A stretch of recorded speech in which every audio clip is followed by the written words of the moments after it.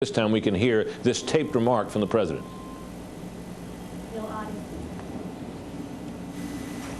Freedom itself was attacked this morning by a faceless coward.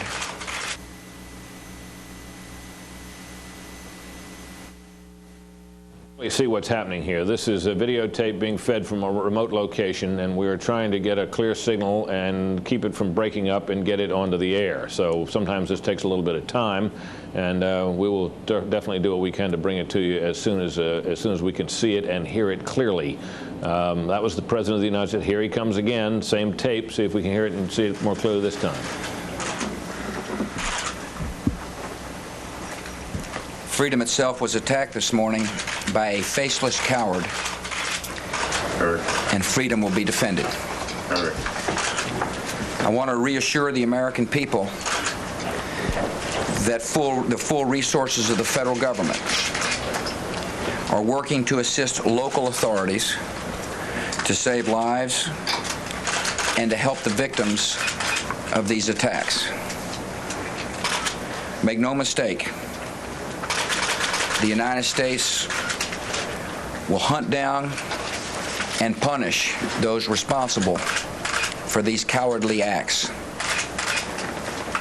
I've been in regular contact with the Vice President, Secretary of Defense, the National Security Team, and my cabinet. We have taken all appropriate security precautions to protect the American people. Our military at home and around the world is on high alert status, and we have taken the necessary security precautions to continue the functions of your government. We have been in touch with the leaders of Congress and with world leaders to assure them that we will do whatever is necessary to protect America and Americans. I ask the American people to join me in saying a thanks for all the folks who have been fighting hard to rescue our fellow citizens, and to join me in saying a prayer for the victims and their families. The resolve of our great nation is being tested. But make no mistake, we will show the world that we will pass this test. God bless.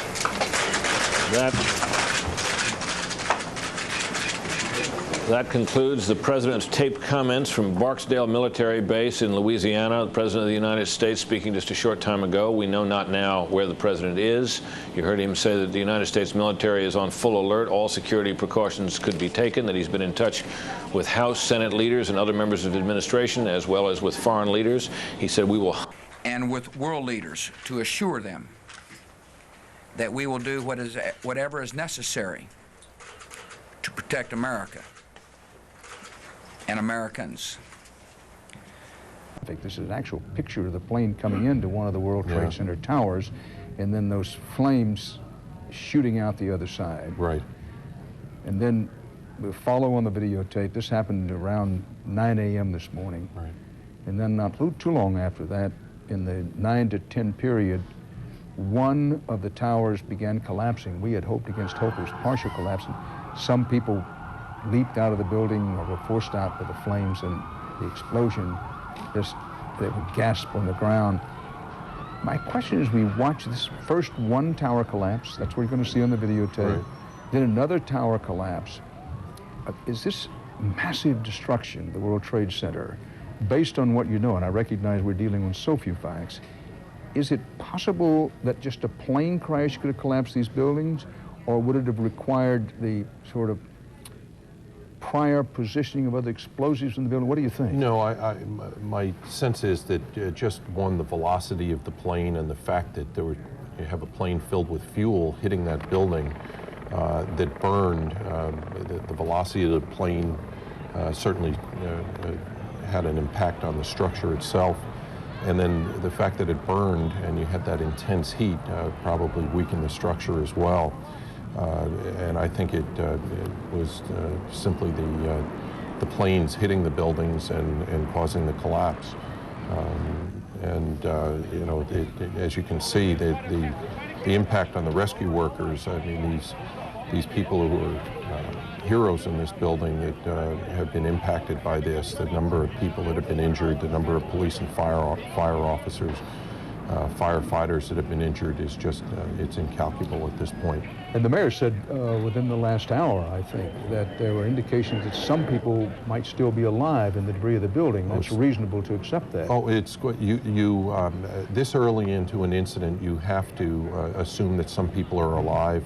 I know that after all the years I've worked with the New York City Fire Department and Police Department, they will make every effort to do everything humanly possible to get in there to find any potential victims that might still be alive, recognizing that additional collapses of these buildings and the buildings, I'm told, in the area, there's a potential for a collapse of another building next door. They are going to do everything humanly possible to search that rubble. Well, I'm recalling the terrible events when the federal building in Oklahoma City was, in effect, destroyed. It took days, and there were days, in fact, when people sniffing dogs, it's not an eloquent phrase, were brought into play. That scene, it seems to me, is very likely to be played on a greater scale in the days to come. A much greater scale. When you've got, it took days and weeks to get through the Mura building. You've now got two buildings that have literally been destroyed. The biggest problem in going through and doing any kind of search and rescue at this point is the potential for additional collapse and the potential for putting additional people in jeopardy. And the New York City Fire Department, New York City Police Department will try and do rescues, but they will have to recognize, and it's a difficult call, that there could be additional collapses.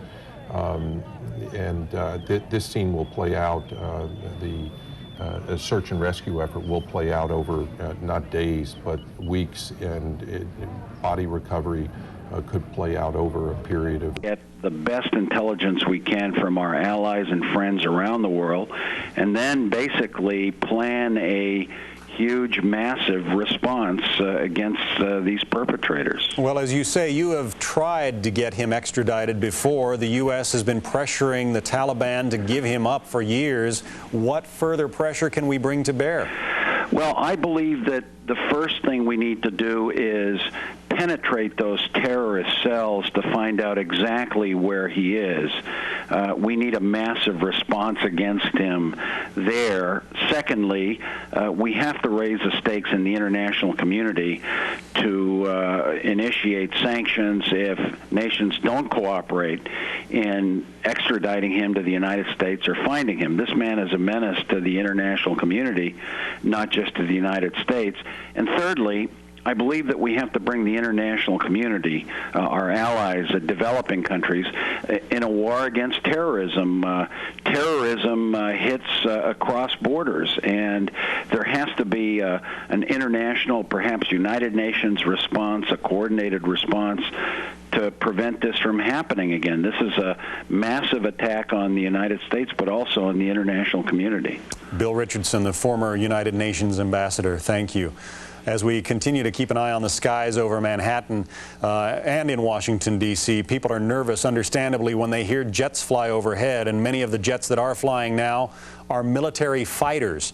On alert there, the Air Force and presumably the Navy as well have military aircraft patrolling the skies over the nation's capital and also New York City. Probably several of the other major cities as well. Let's go to one of our correspondents in Washington, D.C., Rita Cosby, who has some late information for us. Rita? John, I've been talking to intelligence sources for a few hours, and the last thing that they said to me was all signs are strongly pointing to Osama bin Laden. One intelligence, this is a senior official at an intelligence agency, told me that on June 20th of this year, bin Laden released a video to his followers saying, quote, "It's time to penetrate America and Israel and hit them where it hurts the most." signaling that he may plan some sort of attack on U.S. soil. In addition to this, John, they're also looking at who would have had the capability, who would have had the motivation. They said in recent weeks there has been a lot of activity on Islamic chat rooms talking about threats against the United States.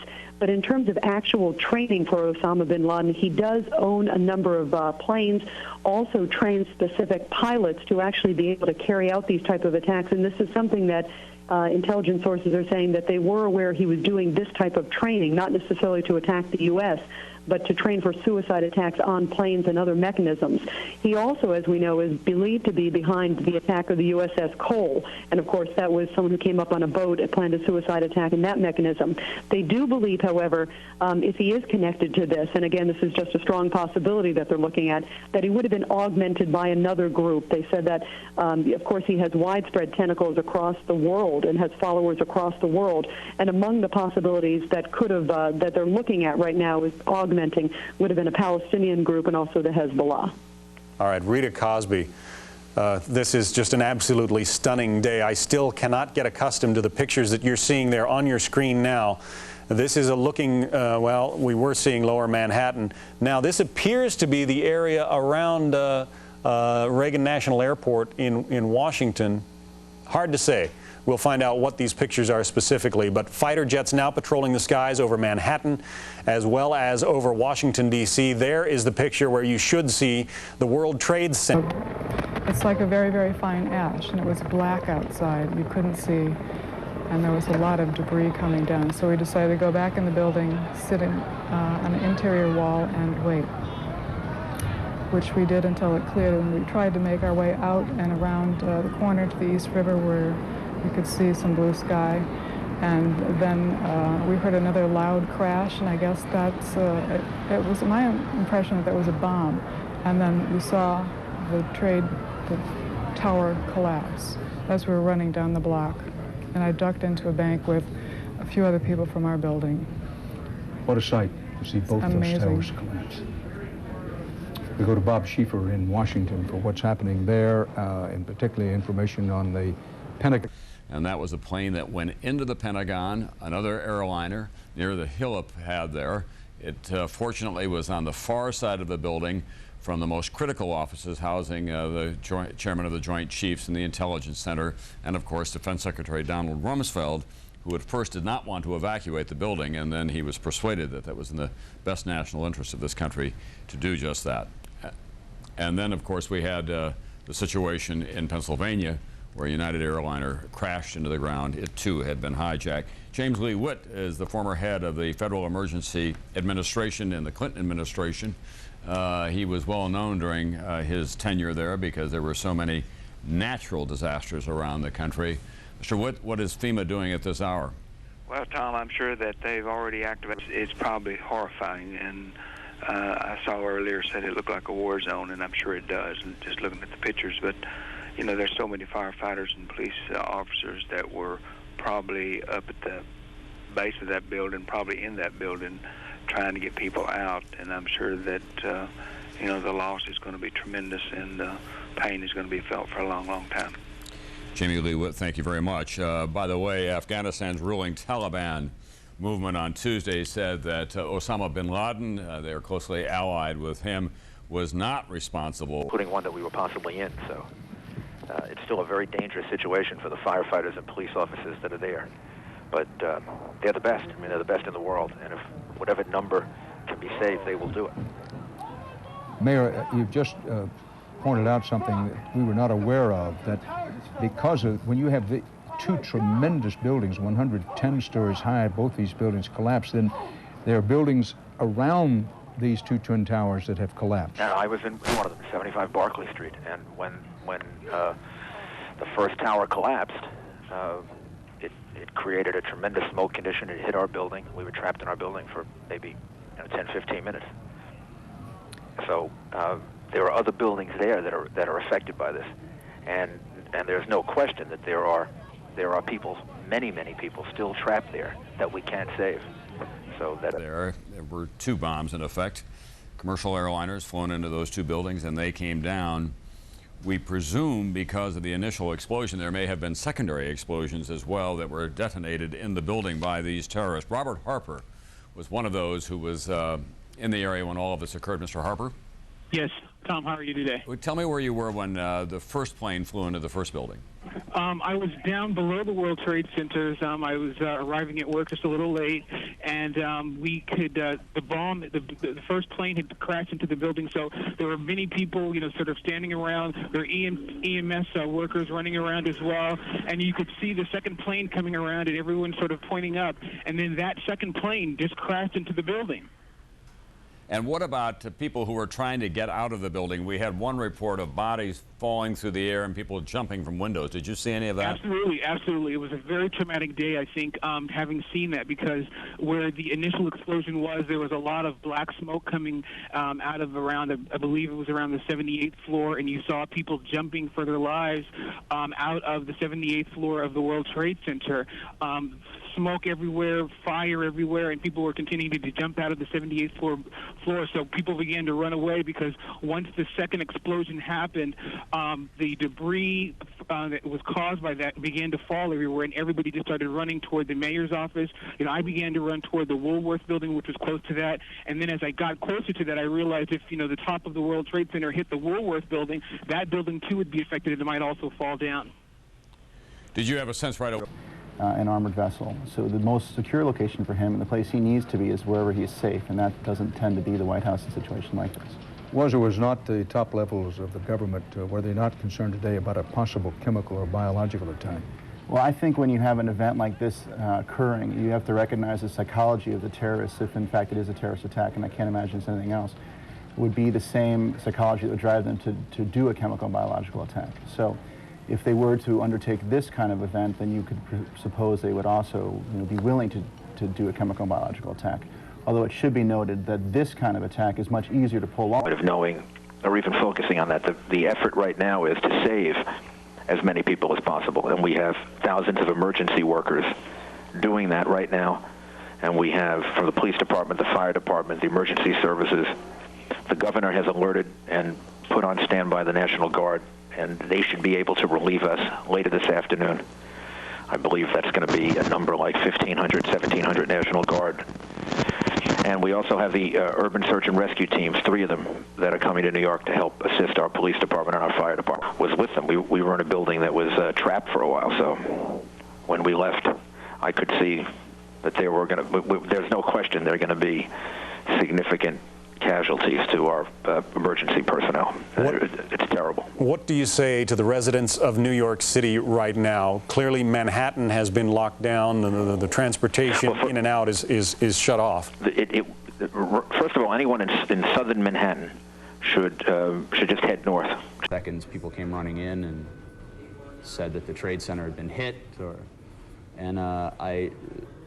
they tried to call a production meeting and ask people to stay in the building, and people were just kind of fleeing. And I grabbed my still camera and was going to run out, not really heeding what anybody was saying there, knowing what was happening outside and feeling the need to be there.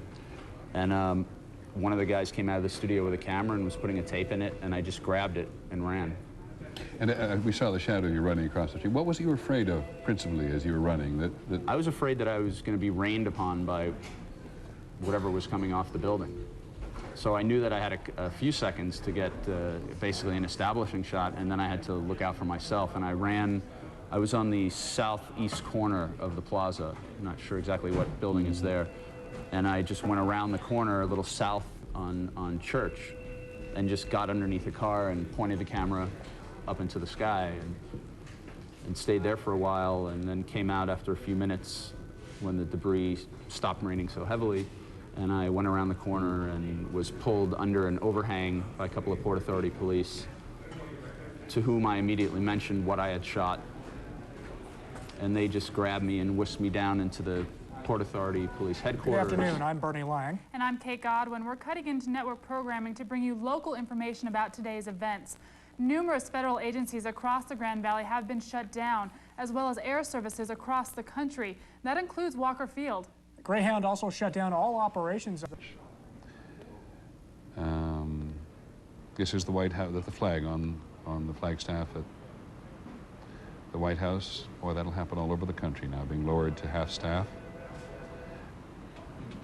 And more injuries to rescue workers in the rubble of what was the Twin Towers across the street.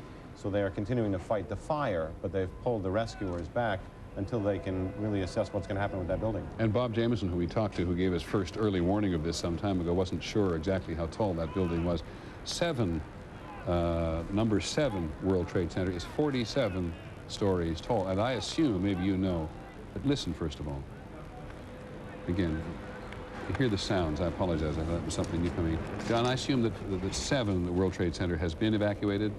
Yes, it's been evacuated, and they're just trying to assess what they can do to it to ensure its structural stability before they send people in to go through the rubble and look for survivors. And do they believe this was made structurally unsound by the concussion of the Twin Towers falling?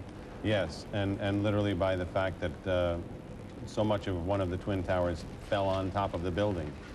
In fact, as Jerry Howard told us earlier, people couldn't get in or get out of the entrances because it was buried in the rubble of the Twin Towers, most of the ground floor of it. They've been able to get people out, but they don't know that the building is safe. Do your police and fire department contacts believe that under the rubble here of the North Tower, which collapsed, which we have seen, which we're looking at this moment, do they believe that there's survivors under there? They are certainly holding out the possibility and the hope, especially since so many of them are police and fire personnel. There's a real difficulty for them right now because their instinct is to run in and save their people, and perhaps cooler heads in the emergency management have said we can't afford to lose any more people if another building goes. So they're terribly torn between their instincts to rescue the civilians and their own colleagues, and the numbers of unaccounted for among the police and fire as they do their spot roll calls to relocate everybody who responded are growing. Stay with me for just a second, because I want to talk very briefly who's on the telephone. Gary Breeze, who's the head of the International Association of Firefighters, who will have been in contact with the fire departments here in New York. It's been speculated as to what it is, but another building has collapsed. Just reconfirming that when the 2 trade towers collapse, you see people moving. These people are not as close as they look. They're at some distance away because the police have kept them at this distance. And another building, and maybe, John, you can recognize this, in this immediate area, I'm not going to speculate that it's number 7, but because a number of buildings in the immediate adjacent area are vulnerable. This is looking towards the World Trade Center, and that dark building in the upper left-hand corner is the telephone company on West Street. So this is a few blocks north, looking south. This is from 6th Avenue and Canal Street, looking south. And do we know how close either you, I'm going to bring George Stephanopoulos in a moment, do we know how close this collapse might have been to the trade towers? Manipulate controls of a jetliner once it got in the air. The problem is that if you're doing the planning for something this heinous, and you want to make absolutely sure that all of your aircraft reach their targets, you're going to want to put pilots who have some exposure to this type of airplane, or at least this class of airplane, into those seats. And that's why I don't believe that we had anything other than pilots that were put into this position, and probably the air crews, I'm speculating wildly, obviously, but I would imagine that the air crews that were assigned to those flights were probably killed very rapidly. So it would take a minimum of experience, but some familiarity with a cockpit of a 757 or a 67 to do what was done today. I believe so, Peter, because again, you know, that is what I'm saying. I'm saying that any pilot could get into those cockpits with an airplane in flight and physically pull and push and turn and manipulate that airplane. But if you're planning this and you want to make sure that they do it right and they don't mess it up somehow, you're going to want people who have had exposure to that class of airplane. And that's where I think we may end up seeing this investigation go. And I actually think, if I recall correctly, that many hours ago you raised the possibility that someone who did this had some time in a simulator.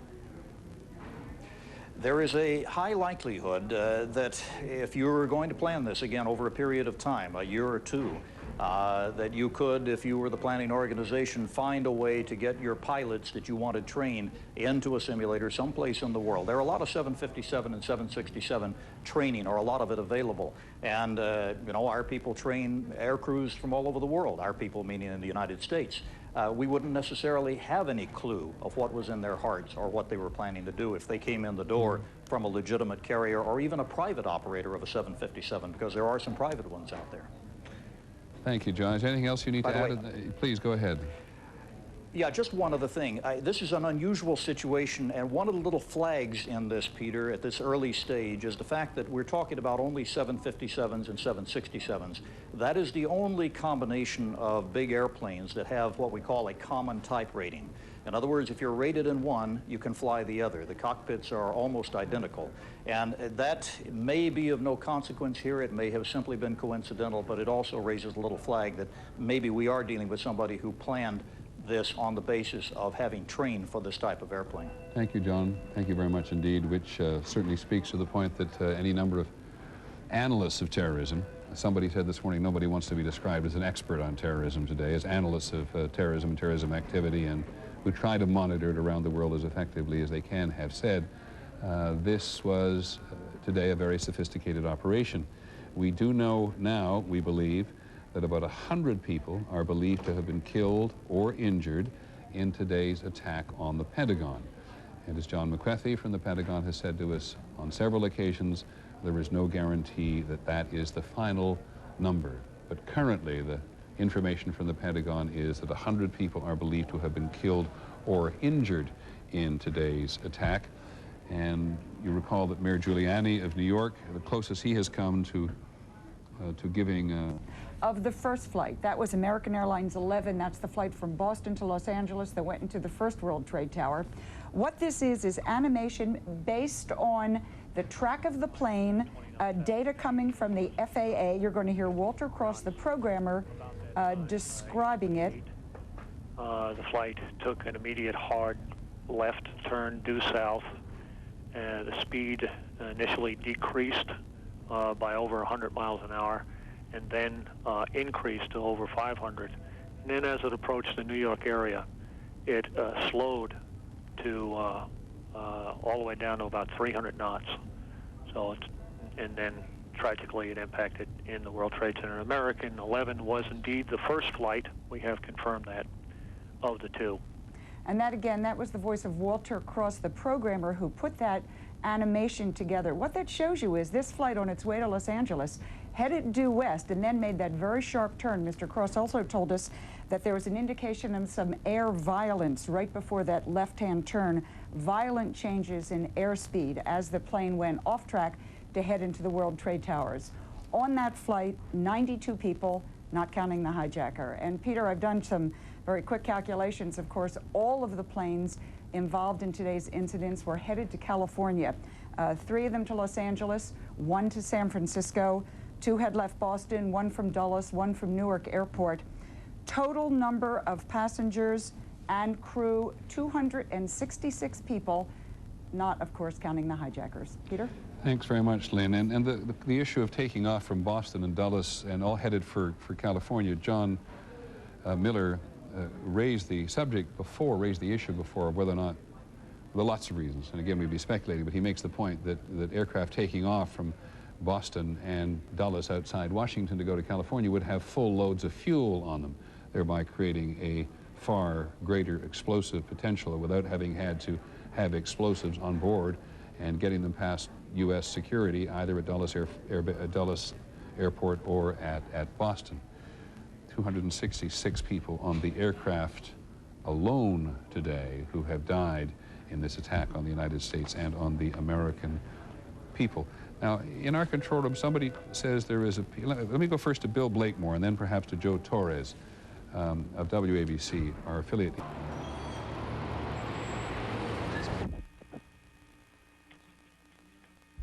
That's, Peter, it was an astonishing thing because the civilians who were standing around here were all amazed, but things have become so bizarre down here that the hundreds of firemen who were standing around looked at it, felt a bit shocked, but then just said, well, we're going to have even more work to do associate producer Lucy Kerrigan had been over near that building just a little bit earlier, and the policeman had told her that they feared the building was going to come down. Any good news about a day like today, the collapse of 7 World Trade Center, the building they were so worried about injuring rescue workers, has freed up rescue workers to now go into the area, and they are moving in groups of 20 and 50 as their teams are designated.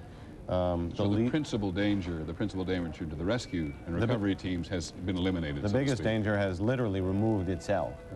Right. One of the first teams going in is